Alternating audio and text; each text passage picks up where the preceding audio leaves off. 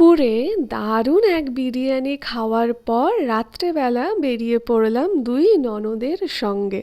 চলে গেছিলাম momo I am ব্যারাকপুরে। জানো তো বিশেষ ভালো লাগে নিকো গিয়ে। কিরকম যেন খাবারগুলো মোটেও ভালো তো নয় খাবারের কোয়ালিটি, কিন্তু দাম অনেক বেশি। তাও আমরা খেলাম, একটু মজা টজা করলাম। তারপরে আমরা বাড়ি ফিরলাম। বাড়ি ফিরে না আমি তোমাদেরকে আমার শাড়ি দেখাচ্ছিলাম। এই যে এই শাড়িটা দেখছো, এটি আমার ননদ দিয়েছে। সবুজ শাড়িটা দারুণ লেগেছে।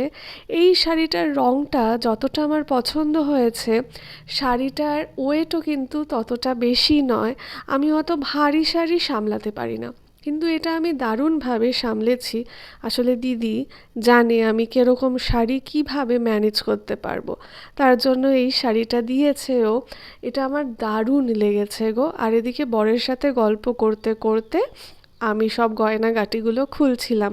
আসলে কি জানো, যাওয়ার সময় না আমি ভিডিওটা করতে পারিনি, তাই ভাবলাম এসেই তোমাদের সঙ্গে শেয়ার করি।